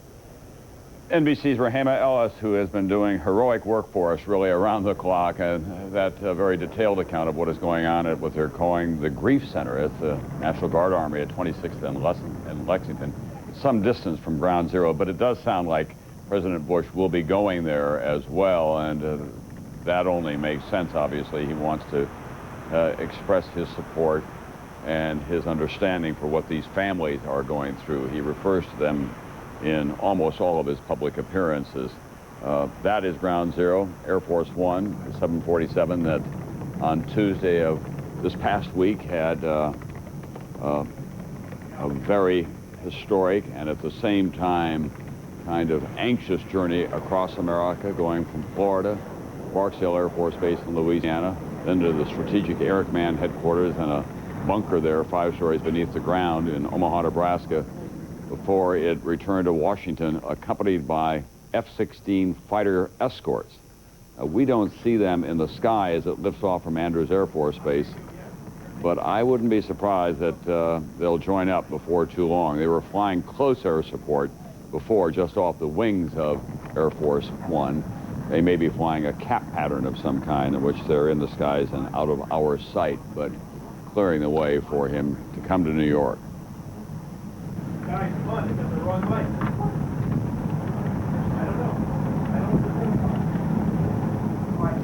Why don't you sit here? Put him here. All right, let's go back now and just show you what is going on here in New York City. The scene is made more difficult, obviously, by this inclement weather. It gives it another air of that's simply surreal. They have not stopped or paused during a long night of heavy rains and electrical storms in the area. They've moved back in more heavy equipment to remove the very large pieces of debris, but they're going through it piece by piece. Dennis Smith, the New York firefighter who is also a best-selling author who was working down there last night, said something I think that was quite appropriate. He said, it took 3 years to build the Twin Towers of the World Trade Center, and now we're picking it apart piece by piece, hand by hand. NBC's Tim Russert, our Washington bureau chief now, joins us. Tim, some activity on Capitol Hill. They're going to get an authorization finally passed for $40 billion. Actually, they've done it with great dispatch. They're just working on the language. The Senate has authorized the president to conduct military operations. The House will do that as well, probably before the day is out. Any other activity in Congress that we should anticipate? Not anything major or serious, Tom. People really do want to keep this bipartisan spirit going. They want to provide the money, provide the legal and political support for the President of the United States. Security continues to be foremost in people's minds, Tom. You just saw Air Force One take off. As we speak now, Ari Fleischer, the President's press secretary, is in the back of the plane talking to the media. He just called the television networks. He has spoken to the wire services, and the White House is making a request of the media, and that is we not report the President's travel plans in advance so that a terrorist would not be able to plan any kind of attack. We have all talked amongst ourselves and with certainly our executives in New York, and we understand the request. We don't want to do anything that violates national security. We will be able to, obviously, to continue to cover the President, but we will be sensitive as to his travel and his whereabouts. And that probably, Tim, will speak to a lot of unscheduled travel that was not on his agenda beforehand. We did know about some trips that he's going to make in the fall to Beijing and other places, but plainly he'll be moving around the country here in the next couple of weeks. It's very likely with military operations being formed up and so on. Absolutely. And as to when he leaves the White House, we'll be there when he leaves and we'll broadcast it to our audience. But as to giving advance notice in 6 hours or in 3 hours or in 2 days, they obviously are going to be somewhat reserved, and we understand that. And also, Tom, in terms of revealing security around the White House, we're going to be very judicious in the way it's described. All right. Thanks very much, NBC's Tim Russer. Tim, we're going to go down to the State Department now, I think, because Colin Powell, I believe, is scheduled to give a briefing. Yes, here's Colin Powell. Plan in place. We talked about it at the cabinet meeting this morning. The President is very pleased with the work the cabinet has been doing, and we can start to see the air traffic system come back up. Begin to see the relief efforts picking up speed. We're very grateful for the resolution that has come from the Senate and the support that the Congress is giving to our efforts. It shows the United States as a nation, as a people coming together in this time of crisis and showing our determination to move forward deliberately and decisively to deal with this particular incident as well as the broader threat represented by world terrorism. I have been in touch with a number of officials in addition to the cabinet meeting and the very moving memorial service that we just had up at the National Cathedral earlier in the morning. I spoke to the Foreign Minister of India, Mr. Singh, and was very pleased to receive an exceptionally strong statement of support from the Indian government, and we had heard that previously, but he confirmed it this morning. I've also had conversations with Portuguese Foreign Minister, the Saudi Foreign Minister, Moroccan, Tunisian Foreign Ministers, my colleague, Foreign Minister Tanaka of Japan. I'll be speaking to the Israeli Defense Minister in a few moments, and I have a call into the Syrian Foreign Minister. And this will continue throughout the day for me. But beyond that, we have instructed our ambassadors around the world to go in and talk to their colleagues in those capitals to let them know how serious we are about this and begin to set the stage for any other requests we might have for them with respect to what we do as we go forward. In addition, our regional assistant secretaries here in the State Department have been inviting in ambassadors resident here in Washington to discuss the situation with them and to receive any questions they may have and to pass on any guidance that we have available to them. As you know, we are waiting to hear from President Musharraf of Pakistan, and I'm quite encouraged that the Pakistani government is taking this so seriously and so deliberately, and our ambassador is waiting for a reaction from them. I might also say that I'm pleased that the actions of the Australian government in activating the ANZUS Treaty as an expression of support and a little similar to what NATO did, but those alliances that we hold dear and have used so effectively to keep us together as friendly nations over these many years are now, seems to me, paying off as people come forward to help us. I'm also pleased that expressions of support we have received from countries such as Turkmenistan and Kazakhstan, and others are coming in. I don't have all of them on my list or in my memory, and Richard Boucher will, in the course of the day, let you know who we have heard from and what kind of responses we have received from them. And let me just stop there and take a couple of questions before I have to make a phone call. Any indications of what the Pakistan, whether you get a positive response from Pakistan? You're going to call the Syrian. Any indications yet of their position? Yes, the Syrians, President Assad sent to President Bush a very strong letter of support and efforts against terrorism. Now, of course, we have had a mixed relationship with Syria over the years, and in the course of my conversation, hopefully this afternoon with my colleague, I'll pursue the spirit of the letter that President Assad sent to President Bush and see where that takes us. And any indications from the Pakistanis, even though there's no final answer?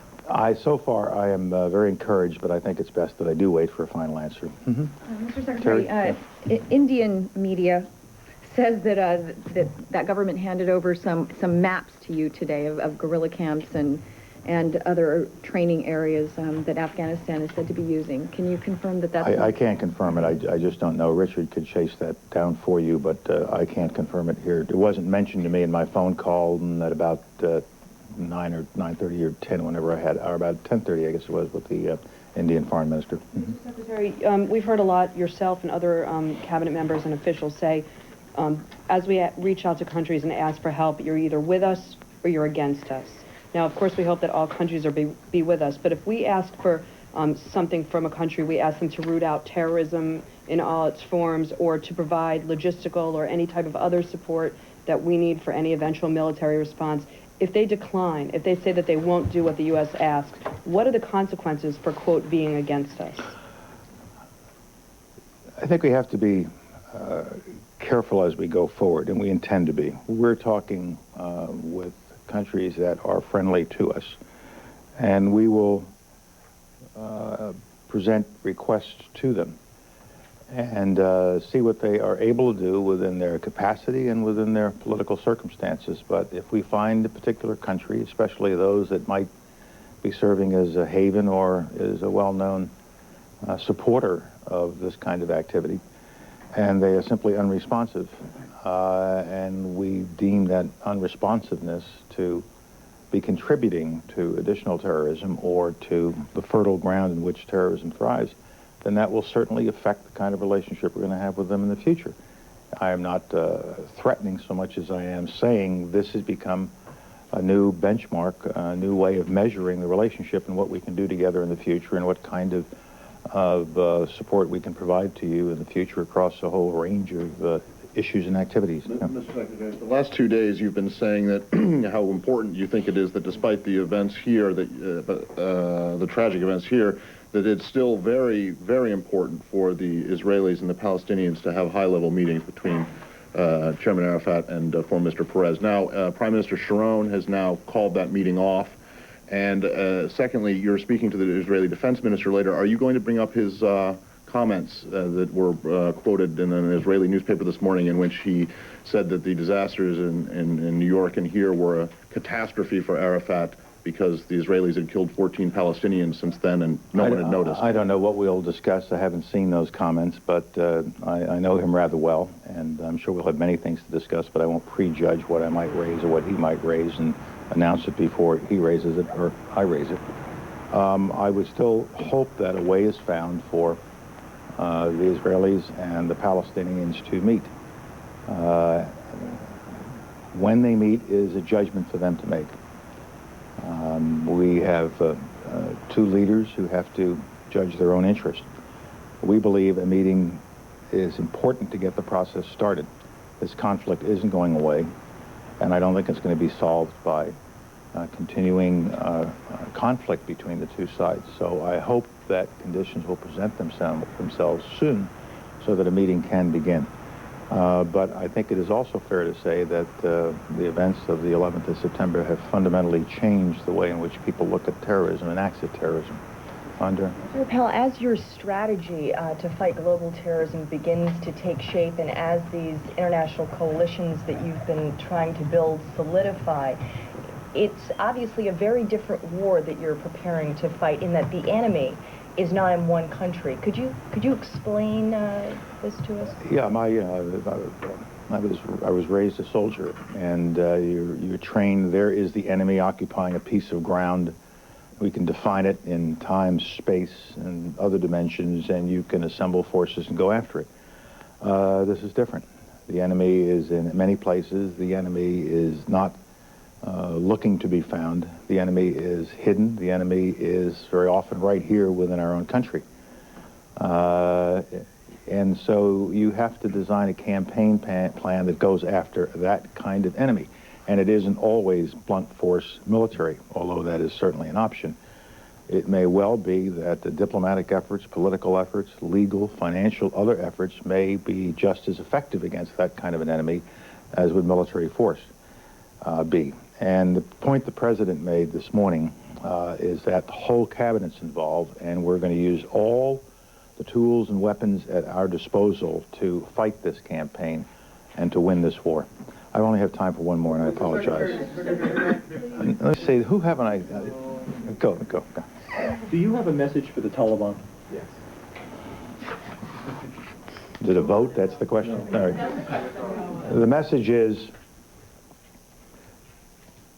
to the extent that you are providing havens, support, encouragement, and other resources to organizations such as the organization headed by Mr. Osama bin Laden, that is attacking civilization, that is killing innocent people.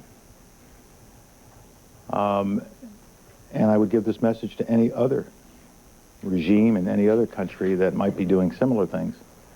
To the extent that you are doing these sorts of things, even though we have not yet, notwithstanding words like prime suspect, we have not yet identified Osama bin Laden as the direct perpetrator, but the evidence, we have a lot of evidence is mounting, which will allow us to determine in the near future who it is. But he certainly is the leader of that kind of organization, and to the extent that governments such as the Taliban government in Afghanistan support such things, you need to understand you cannot separate your activities from the activity of these perpetrators. And in our response, we will have to take into account not only the perpetrators, but those who provide haven, support, inspiration, financial, and other assets to the perpetrators, as the President said in his very first set of remarks some days ago. Thank you. I do have to go. Thank you. Secretary of State Colin Powell with a message for the Taliban, and then he amended his remarks to any other state that may be harboring these terrorist organizations, and he mentioned Osama bin Laden again by name, but saying although we have not yet identified him, it was a diplomatic dance that he was doing, but the message was very clear at the end. To the extent that you are supporting or harboring these kinds of organizations, in our response to them, we will also have to take action against you. He said that has been clear from the very beginning. A couple of other fronts, the Secretary talked about the continuing construction of that political coalition around the world. He said that he has received as well from President Assad of Syria a very strong letter sent to President Bush expressing condemnation of these terrorist attacks. Syria, of course, a long-time adversary of the United States in the Middle East. He did reach out once again to the Pakistanis, who could be critical there because they're tucked right next door to Afghanistan and are one of the few governments in the world to have any kind of a relationship with Taliban. He said that he was quite encouraged that Pakistan is taking so seriously our request, but we have yet to hear from them in terms of a long list of requests that we made. NBC's Tim Russert. Tim? Tom, a senior official told me as much as we would like people to publicly come forward and pledge full cooperation, it's what they do privately that will be most meaningful. The Pakistan CIA, the equivalent of the CIA, is extremely knowledgeable and extremely close to their similar body in Afghanistan. They could be enormously beneficial if they are willing to help us even covertly. We obviously would like it publicly, but we understand their own political standing. And secondly, Tom, just a little bit of levity today. The sense of bipartisanship that has taken Washington by hold has now spread even to the Democratic Party.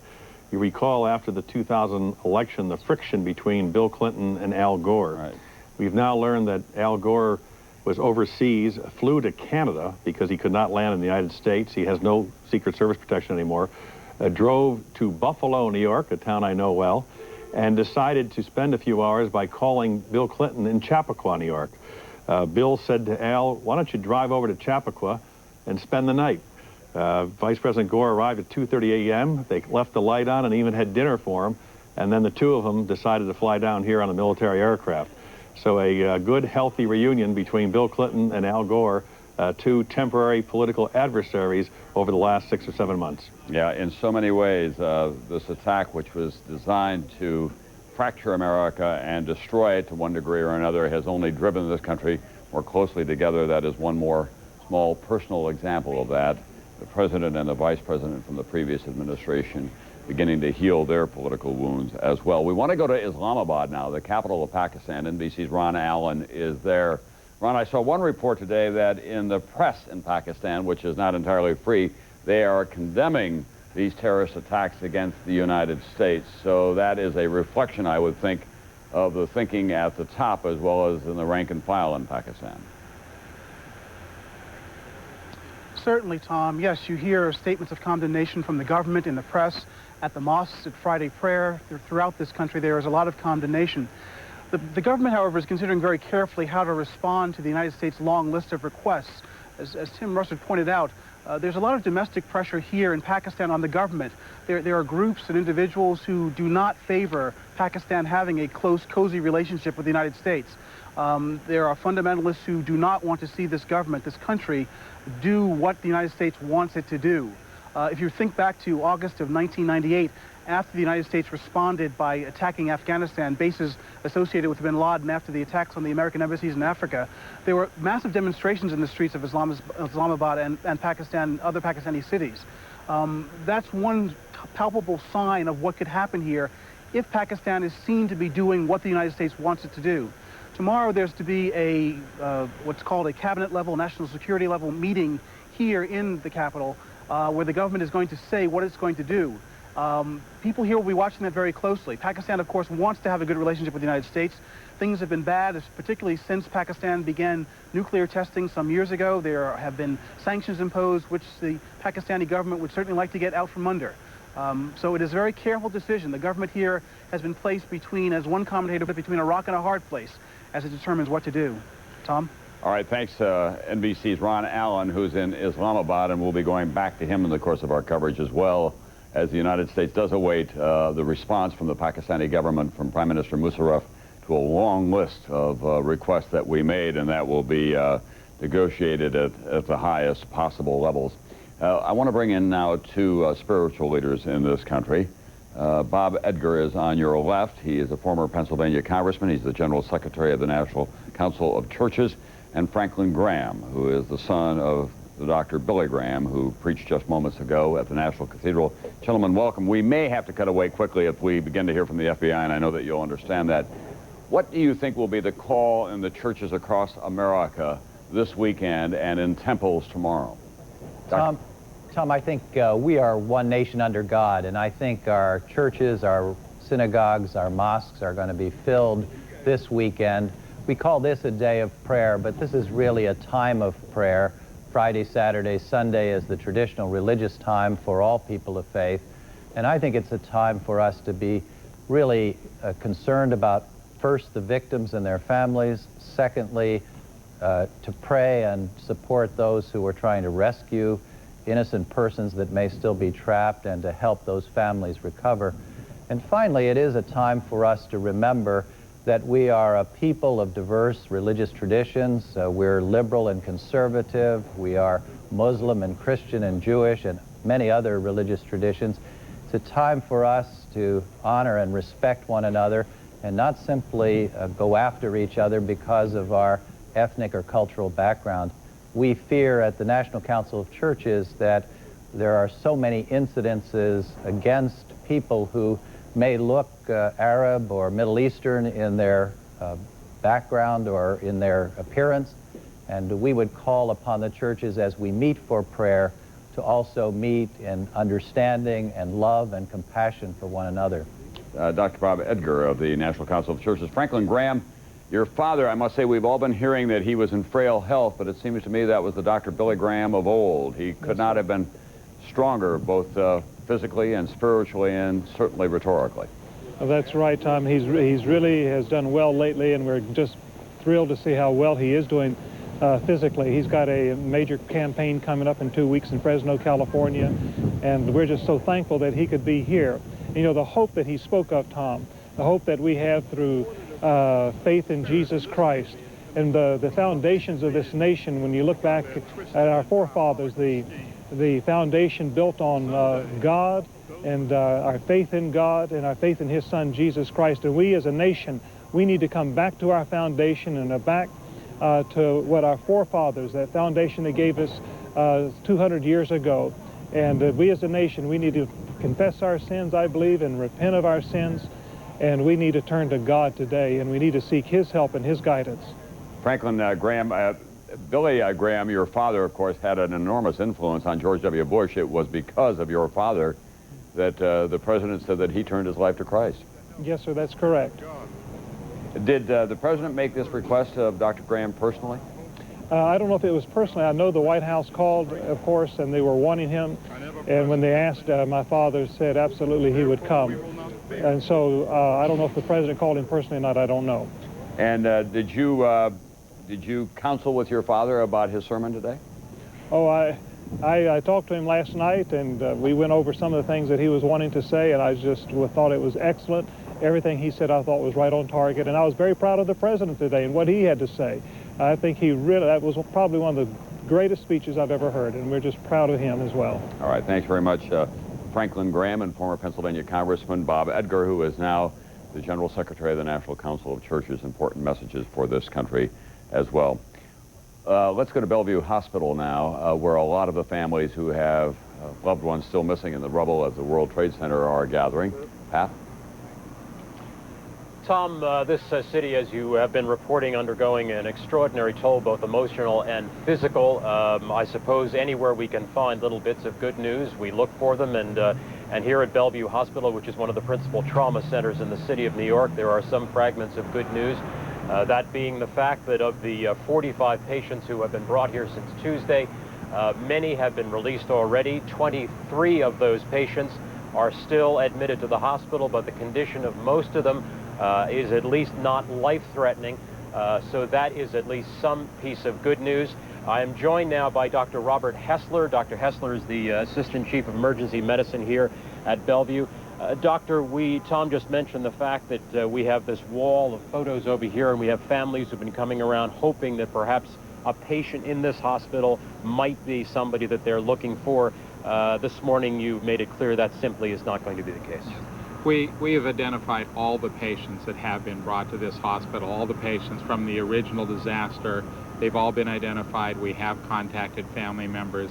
They all are aware their loved one is here, so we have nobody that is not known to their family members. And I think that's the condition at any of the New York City hospitals where there's no one who is unidentified. I believe that all of the hospitals have identified every patient that was brought there during the original event, yes. Now, this morning at the briefing, you also mentioned, one of your colleagues mentioned the fact that you are seeing something of a new phenomenon with people coming in for treatment of minor ailments. These are not people connected, in fact, with the Trade Center bombing and rather a catastrophe in any way, but who are coming in here with minor ailments, but that the real problem is something much deeper. Tell me about that. This is a tremendous stress on all the people of New York City, not just the family members who are worried about their loved one, but this is stress on everybody in New York City and really across the nation. I think people have to be aware that they're seeing things on TV that creates images in their mind that maybe they just can't even get them out of their mind. And those images, you find yourself replaying them, and people find themselves feeling unhappy. They can't sleep, they can't eat, they've lost their appetite, they just don't feel right. And those are the early signs of what we call a post-traumatic stress Doctor, I'm disorder. sorry, we have to break here. Tom, we'll throw it back to you. Thank you very much, Pat Dawson. Well, we just wanted to share with our audience a memorable piece of live video from the site of the attempted rescue and recovery at the World Trade Center. Those are New York City firemen in their rain gear and it has a kind of artistic quality about it as you see them all there at work. These working class men and women, for that matter, from all over the city of New York, representing all the various ethnic groups of the city, individual firehouses that are located in neighborhoods, coming together trying to save the missing fire and New York City policemen who answered the initial call, trying as well to see if there's anyone alive from the collapse of the Twin Towers of the Trade Center. Hand by hand, lifting out those pieces of steel beams and sheathing and glass and superstructure of what was once one of the mightiest icons of the capitalistic system and the prosperity of America. There's a photographer by the name of Salgado that many of you may have seen his pictures from Brazil or from the Sudan.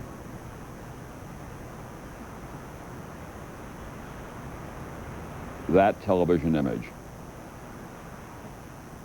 is an expression of what an old president of NBC News once called the transmission of experience, which is what television can do on its very best days.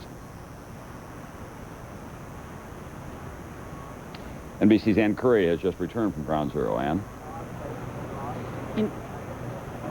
Tom, you know I have. Just a few moments ago, I just returned from an area we were several times earlier this morning, and I'm going to tell you it is stunning. The impact these firefighters with these hand bucket brigades, the impact they have made on these towering pieces of debris. I can tell you that in the last 5 hours, an area that I looked at 5 hours ago is about at least 20 feet down. In other words, they have diminished the size of the rubble by at least 20 feet. These people, these rescuers, despite the rain making the conditions much more hazardous, with the mud impacting their ability to sort of have stable footing on this rubble, with the shards exposed, with it being harder for them to being able to dig into this rubble because it's toughened, made hardened by the rain. Despite all of that, that has not slowed their pace. These firefighters have just been amazing. They're fighting exhaustion physically and emotionally, and they're really working just on relying on sheer will in their efforts to find someone still alive in this rubble. Many of them are wearing flags, the American flags on their helmets, they have huge flags hoisted on their dump trucks that are being used to bring out this material.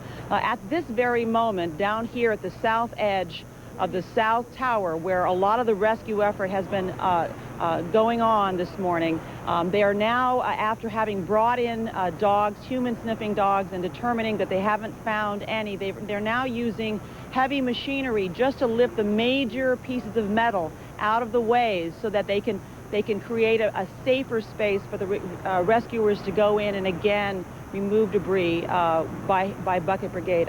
Tom, watching these rescuers work is stunning. It is stunning to see the determination despite the odds that they are facing and despite the emotional exhaustion because of what they are seeing in their work, Tom. Thank you, NBC's Ann Curry. In the very best sense of this phrase, those are the worker bees of our lives, the New York City Fire Department, trying to save their fellow firemen and policemen who were trapped, say nothing of the more than 4,000 people still listed as missing in the collapse of the Twin Towers of the Trade Center. The World Trade Center, of course, was a haven of white-collar workers, people who worked in financial circles primarily, bond traders and stock traders, investment bankers, people who didn't have to get their hands dirty and didn't have to do heavy lifting. These people live at the opposite end of the spectrum. These are the working class people of America, who are, in a way, our own army in a civilian sense. And we so often take them for granted. Let's go to Washington now and Attorney General John Ashcroft for an update on the investigation.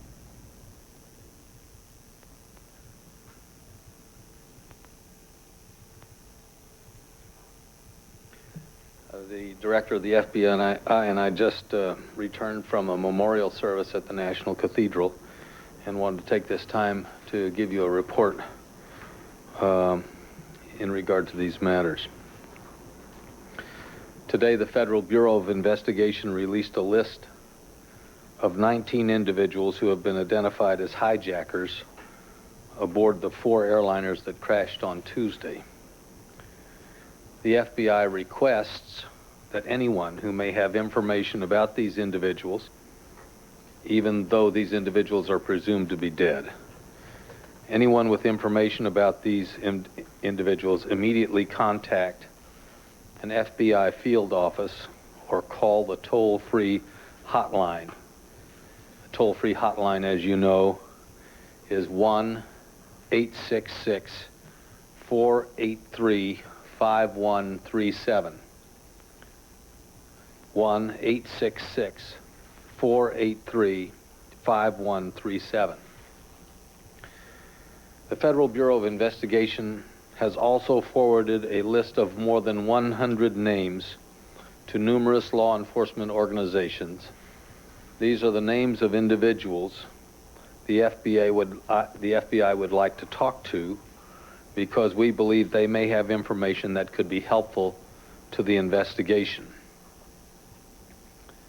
The organizations that we have submitted these names to include the Federal Aviation Administration, the airlines, FBI field offices, about 18,000 police departments across America, the U.S. Border Patrol, and the U.S. Customs Service. Now, the nature of this list is that it would be changing constantly as people are either removed from it or added to it. But we believe that the individuals on the list may have information that could be helpful to us in our efforts. I want to take this moment to extend our appreciation to state and local law enforcement organizations that have cooperated with this investigation, have acted responsibly, and have been very helpful to us. Their dedication and swift action has been essential to the progress of the investigation. I'm pleased now to call upon the director to give you some more information. Before we answer questions, I thought I would fill you in on the extent of the investigation to date. As of today, we have 4,000 FBI special agents who are working on the case in various offices around the country and on various aspects of the investigation, and we have 3,000 support employees also on the investigation. 20 FBI legal offices are running down leads overseas, and all 56 FBI offices around the country are engaged in the investigation. We have conference calls several times a day to make certain that everything is being coordinated appropriately. To date, we have had more than 36,000 total leads. Of those, over 30,000 have come in off the internet. 3,800 have been received on the FBI hotline, and another 2,400 have been generated through the various field offices. As you well know, and have picked up, we've conducted hundreds of interviews around the country. We've served over 30 search warrants in various places. Hundreds of subpoenas have been issued, and we have, in the course of seizing some of executing some of those search warrants, we have seized computers, other documentary information that we are following up on. One other point I'd make before we respond to questions, and that is that we have dispatched sent to the various major airports FBI agents, teams of FBI agents, to assist in quickly resolving any incidents that may come up when passengers or passengers are attempting to board an aircraft or obtain a ticket, and there's some question raised, so we can minimize the inconvenience to the person who may well be stopped and also swiftly resolve the issue. And with that, I believe we're happy to take whatever questions you might have. Director, have you obtained under seal or otherwise any fugitive injustice warrants or leveled any kind of charges against anyone in this investigation? Well, under seal, I probably couldn't tell you, but I can say that there have been no FBI arrests at this time. Any detentions that have occurred have been immigration holds where an individual has been out of status. Have they been connected to organizations connected to bin Laden? And I can't get into the details of that. Astonish you that... Sorry, we'll take one and then two. Yes, ma'am. Sorry. Astonish you that they trained, all their training came to the U.S., there were so many of them trained as pilots, and that they lived in the open, weren't hiding their identities here. Did any of that astonish you or shock you? Well, the tragedies quite clearly astonish and shock me and the country. The fact that there were a number of individuals that happened to receive training at flight schools here is news, quite obviously. If we had understood that to be the case, we would have, perhaps one could have averted this. But beyond that, I and I think everybody else is just astonished at the extent of the tragedy as a result of what happened last Tuesday. Yes, sir. Director, there were 2 people removed from the flight last night, I guess, in New York, and those two people, names appeared on a how were they able to board if their names were on? Well, I can tell you that that was pursuant to a watch list other than those names were pursuant, were on the watch list for reasons not related to this investigation. On the list of the hijackers, 2 quick questions. One is there are several shared last names. Were many of them related to one another? And the second question is Delray Beach and Hollywood, Florida seem to be very common residences. Do you know whether those were like bases of operation for these men? I can't. We are still, while we have the names for the manifests and are still pursuing investigations of those names to try to document and absolutely be certain that the person who went down the plane fits with the name on the manifest. The further association of the names we're still investigating. Can you tell us about... All I can say that there are a number of places in the country, without specifying any particular place, where we have conducted a number of interviews and several search warrants, and executed several search warrants. Tell us about a D.C. police all-points bulletin being put out about a silver or gray minivan. They may be carrying a chemical weapon. I can't tell you anything about that.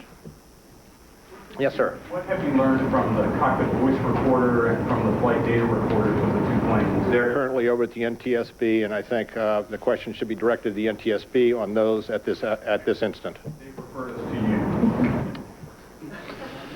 you. As of this moment, we have not learned or received anything off those recorders. Well, actually, I should say we have not received anything off the voice data recorder. There is that recorder, which is other than the voice data recorder at the Pentagon that we picked up, and we did receive information off that. What did that tell you about that flight, about its path? I can't get into that now, sir. Yes, sir. What confidence do you have the names on the list are actually the people who were on the plane as opposed to aliases or stolen identities? Do you have a level of confidence there yet? I think we have a fairly high level of confidence, but when we spoke to you yesterday, we had 18 individuals who we believed were the hijackers. We now have a 19th that our investigation has disclosed was probably one of the hijackers on that plane that left Dulles, and consequently, a continuous investigation updates our confidence or level of confidence, degree of confidence in assuring that the person who actually was on the plane is associated with the name. Yes, sir. Have you identified any suspects or individuals who are still at large who may have been the leaders or masterminds of this conspiracy? I'm sorry, what? Have you identified any suspects who are, you believe, are still at large in the United States who are the masterminds or leaders of this conspiracy? I cannot get into the details of the investigation. Suffice it to say, if we believe that there is somebody in the United States who is associated with this conspiracy and we had evidence upon which to base a charge, we would have and would level that charge. Yes, sir. Can you say anything about the immigration status of the 19? Were any of them out of legal status? I believe we tried to provide some of those visa details on the listing that we provided to you.